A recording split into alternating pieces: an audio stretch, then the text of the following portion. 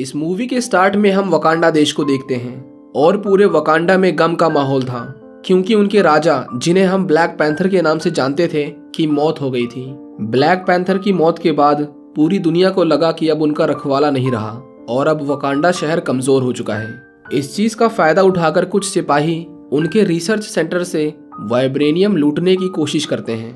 Vibranium पूरी दुनिया का सबसे पावरफुल मेटल है और उससे बनने वाले हथियार बहुत ज्यादा खतरनाक होते हैं। लेकिन अच्छी बात यह थी कि वकांडा के लोगों ने उन सिपाहियों को पकड़ लिया था और उन्हें सभी देशों के सामने पेश किया। इस घुसपैठ में उन्हीं में से किसी एक का हाथ था। वकांडा की रानी रमोंडा उन्हें कहती है कि ब्लैक पैंथर के जाने के बाद कोई ये ना समझे कि वकांडा कमजोर हो गया है और चेतावनी देती है कि अगर कोई देश दोबारा से उनके लोगों पर हमला करेगा तो वो लोग जंग से पीछे नहीं हटेंगे। इसके बाद हम बीच समुद्र में एक बड़े जहाज को देखते हैं जो वहां पर खुदाई का काम कर रहा था, लेकिन उनकी मशीन खराब हो जाती है और जब वो उसे देखने जाते हैं तो उन्हें समुद्र के अंदर बहुत सारा वाइब्रेनियम मिलता है। उसके मिलने पर वो सभी बहुत खुश थे कि तभी कोई चीज उन गोताखोरों को मार देती है और पानी के अंदर से एक अजीब सी आवाज आने लगती है जिसे सुनकर वो सभी हिप्नोटाइज हो जाते हैं और एक एक करके पानी में कूदकर वो अपनी जान दे देते हैं। हम यहाँ नीले रंग के इंसानों को देखते हैं, वो उस शिप के सभी लोगों को मार देते हैं, लेकिन एक औरत वहां से भाग निकलती है। वो अपने लोगों को इसके बारे में जानकारी दे रही थी, लेकिन तभी एक उड़ने वाला आदमी उनके हेलीकॉप्टर को उठाकर फेंक देता है और इस तरह सभी मारे जाते हैं। वो लोग कौन थे इसके बारे में किसी को नहीं पता था। इसके बाद वकांडा में हम शूरी को देखते हैं जो बाहरी दुनिया से बचने के लिए नए हथियार बना रही थी। वो अपने लैब में एक खास तरह की जड़ी बूटी बना रही थी जिसे पीने से ब्लैक पैंथर जैसी शक्तियां मिलती हैं। पिछली बार जब किलमॉन्गर वकांडा का राजा बना था तो उसने सारी जड़ी बूटियों को जला दिया था ताकि कोई भी उसके जितना पावरफुल ना बन सके। रमोंडा शूरी को अपने साथ चलने को कहती है क्योंकि अपने भाई के मरने के बाद वो हमेशा सिर्फ वकांडा की सुरक्षा के बारे में सोचती रहती थी। वो दोनों एक जंगल में नदी के किनारे आते हैं। रमोंडा उसे कहती है कि उसे पता है कि उसे टचाला की मौत का बहुत दुख है, लेकिन फिर भी उसे आगे बढ़ना होगा, नहीं तो वो खुद को अंदर ही अंदर चोट पहुंचाती रहेगी। लेकिन तभी उन दोनों को बहुत तेज आवाज सुनाई देती है और उस नदी से एक आदमी निकल कर आता है। वो उसे देखकर हैरान थे क्योंकि वकांडा के चारों ओर बनी शील्ड को तोड़कर अंदर आ पाना नामुमकिन था। शूरी देखती है कि उसने भी वाइब्रेनियम के कपड़े पहन रखे हैं। इस आदमी का नाम नमोर है और ये जहाँ से आया है वहाँ पर वकांडा से भी ज्यादा वाइब्रेनियम है। नमोर उन्हें कहता है कि इंसानों ने पानी के नीचे वाइब्रेनियम की खुदाई करने की कोशिश की। वकांडा की वजह से पूरी दुनिया को वाइब्रेनियम के बारे में पता चला और वो चाहता है कि जिस साइंटिस्ट ने इस खुदाई करने की मशीन को बनाया है वो उसे लाकर नमोर को सौंप दे, नहीं तो वो पूरी दुनिया को खत्म कर देगा। इसके बाद रमोंडा अपने लोगों में एक सभा बैठाती है और वो लोग डिसाइड करते हैं कि वो उस साइंटिस्ट को नमोर को सौंप देंगे क्योंकि अभी तक के इतिहास में उनका ऐसा कोई दुश्मन नहीं हुआ जिसके पास भी वाइब्रेनियम के हथियार हों। नमोर उन्हें वो मशीन देकर गया था और उसे खोलने पर पता चलता है कि उस पूरी मशीन को जुगाड़ से बनाया गया था और ये एक तरह की नई टेक्नोलॉजी थी। इसके बाद वो वर्जीनिया शहर आते हैं क्योंकि यूनाइटेड नेशन में उनका एक खबरी था जो उन्हें अंदर की जानकारी दिया करता था। वो उन्हें बताता है कि वाइब्रेनियम डिटेक्टर मशीन को बॉस्टन में रहने वाली एक लड़की ने बनाया है और इसके अलावा वो कुछ नहीं बता सकता, नहीं तो उसके लोग उसे फांसी पर लटका देंगे। शूरी जब उसे पकड़ने आती है तो वो देखती है कि वो साइंटिस्ट बस एक 19 साल की लड़की है। इसका नाम है रिरी विलियम्स। शूरी उससे मिलने जाती है और उसे कहती है कि उसकी जान खतरे में है, इसीलिए वो उनके साथ चले। लेकिन उसे पता चलता है कि उस मशीन को उसने बस अपने स्कूल प्रोजेक्ट के लिए बनाया था और उसका कोई और मकसद नहीं था। पहले तो वो उसे मना करती है, लेकिन जब उसे पता चलता है कि कोई उसे मारने आ रहा है तो वो उनके साथ चलने को तैयार हो जाती है। वो तीनों रिरी विलियम्स के गैराज में आते हैं जहां पर उस मशीन को बनाने का ब्लूप्रिंट था। वो उसे तुरंत ही जला देती है, लेकिन FBI उनका पीछा कर रही थी। वो तीनों वहां से बचकर भागने लगते हैं और यहाँ हम देखते हैं कि रिरी विलियम्स के पास एक उड़ने वाला सूट भी है।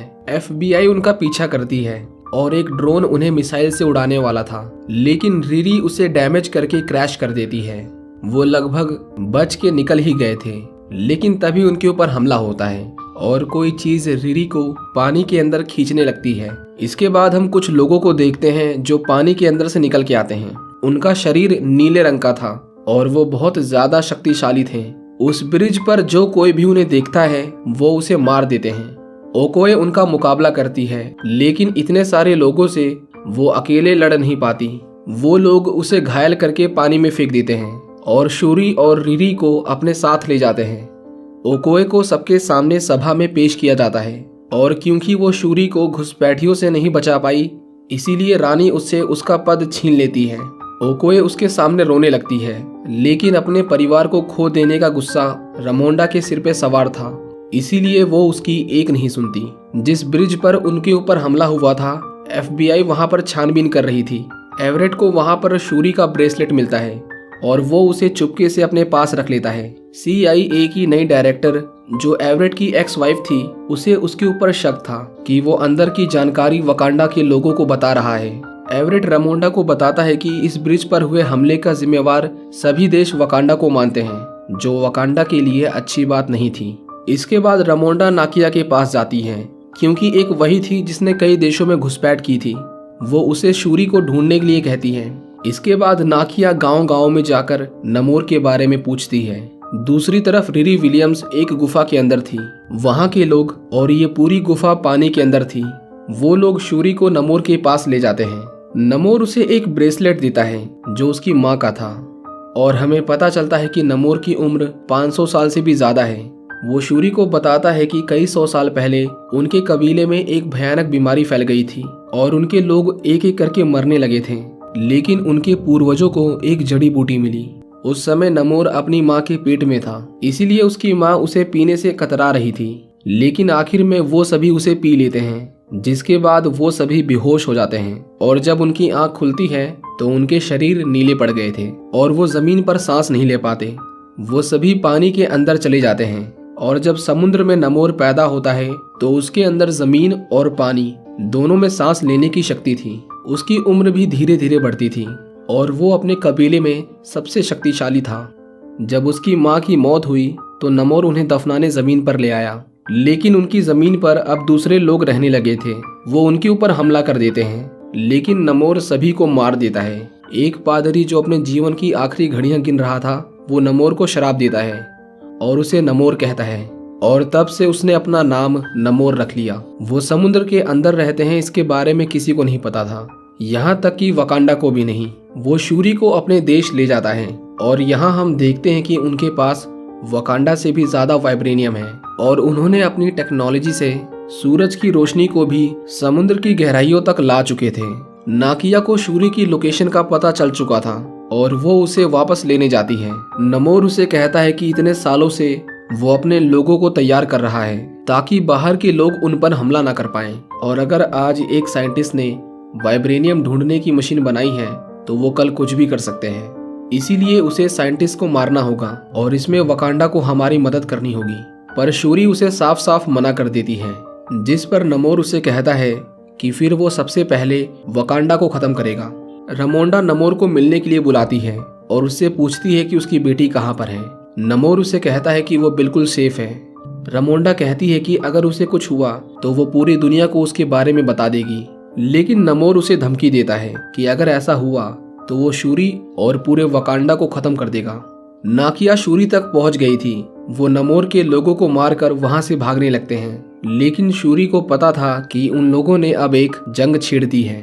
नमोर अपनी सेना को इकट्ठा करता है और वो अब रिरी विलियम्स को खत्म करने के लिए कुछ भी करने को तैयार था। शूरी अपने देश वापस आ जाती है, लेकिन पीछे पीछे नमोर की सेना उनके देश में घुस चुकी थी।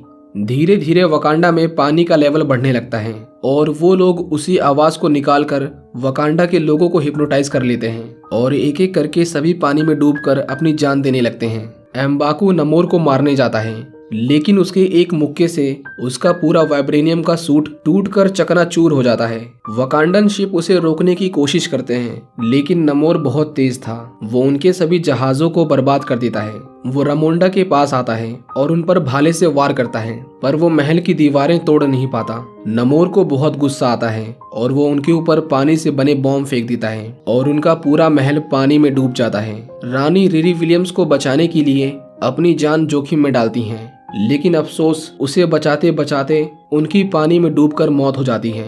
नमोर शूरी से कहता है कि अब से वो नई रानी है और अगले एक हफ्ते में वो अपनी पूरी सेना के साथ वकांडा पर हमला करेगा और उनके एक एक आदमी को मार देगा। शूरी अब बिल्कुल अकेली हो चुकी थी। उसे समझ नहीं आता कि नमोर जैसे ताकतवर आदमी से वो कैसे लड़ पाएगी। दूसरी तरफ CIA की डायरेक्टर को पता चल गया था कि एवरेट वकांडा के साथ मिला हुआ है। वो उसे तुरंत ही गिरफ्तार कर लेती है।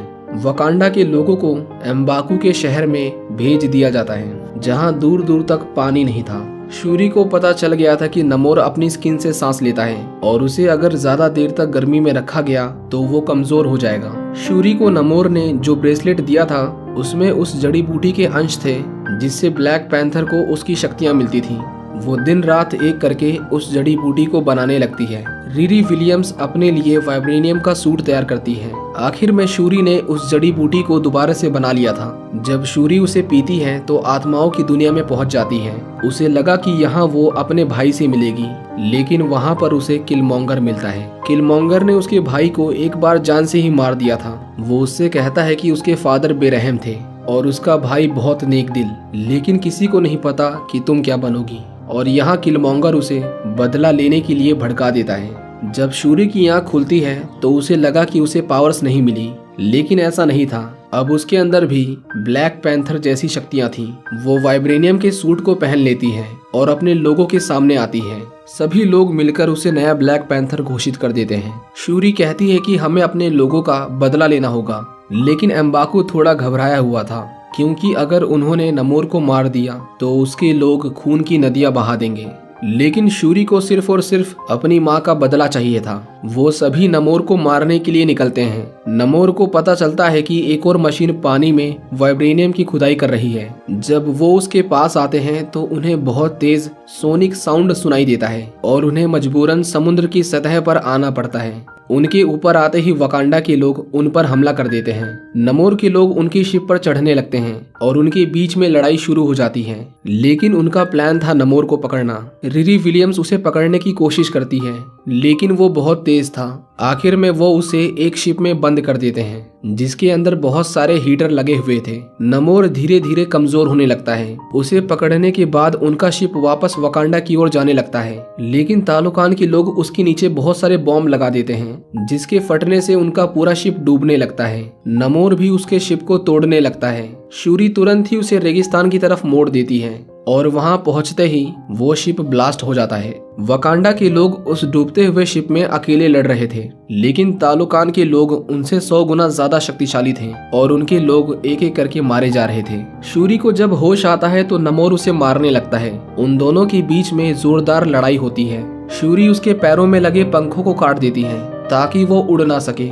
इसके बाद नमोर उसके साथ लड़ाई में हारने लगा था। वो मार खाकर मुंह के बल गिर जाता है, लेकिन उसे रेत के अंदर एक भाला मिलता है जिसे वो शूरी के आर पार कर देता है। शूरी बिल्कुल अधमरी हो चुकी थी और नमोर वापस पानी की ओर जाने लगता है। दूसरी तरफ वकांडा की सेना लगभग खत्म हो गई थी और अगर शूरी नमोर को जल्दी नहीं मारती तो बाकी के लोग भी मारे जाते।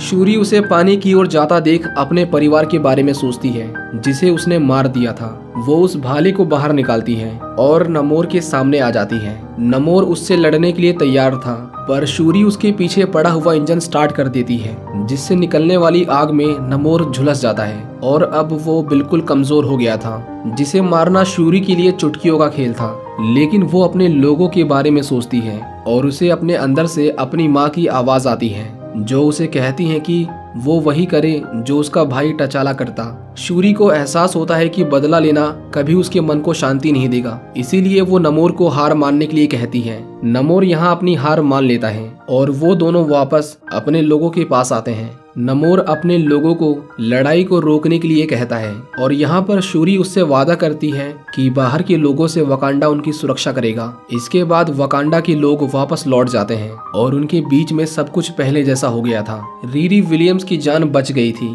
शूरी उसे कहती है कि सुरक्षा के लिए वो अपना बनाया हुआ सूट नहीं लेकर जा सकती, पर वो उसकी कार को दोबारा से बनाकर देती है जो लड़ाई में टूट गई थी। शूरी इसके बाद दोबारा से उन जड़ी बूटियों के बगीचे को उगाती है ताकि हर बार कोई ना कोई ब्लैक पैंथर की जगह ले सके। इसके बाद वो नाकिया के पास आती है क्योंकि वो एक विधि करने वाली थी ताकि वो अपने भाई की मौत को भुलाकर आगे बढ़ पाए। जब वो शोक के कपड़ों को जलाती है तो अपने भाई को याद करके उसकी आंख में आंसू आ जाते हैं और वो अपने भाई की मौत को एक्सेप्ट कर लेती है। इसके बाद नाकिया उसे एक बच्चे से मिलवाती है और शूरी को पता चलता है कि ये उसके भाई टचाला और नाकिया का बेटा है। नमोर अपने देश में अपने लोगों के साथ था, जहां उसकी बहन नमोरा वकांडा से हाथ मिलाने पर नाराज थी, पर नमोर उससे कहता है कि वकांडा की किसी और देश के साथ दोस्ती नहीं है, इसीलिए हमारे लोग शूरी के वादे के अनुसार सुरक्षित रहेंगे। आखिर में हम एवरेट को देखते हैं जिसे FBI जेल में लेकर जा रही थी, लेकिन ओकोए उसे बचा लेती है और ये मूवी यहीं पर खत्म हो जाती है।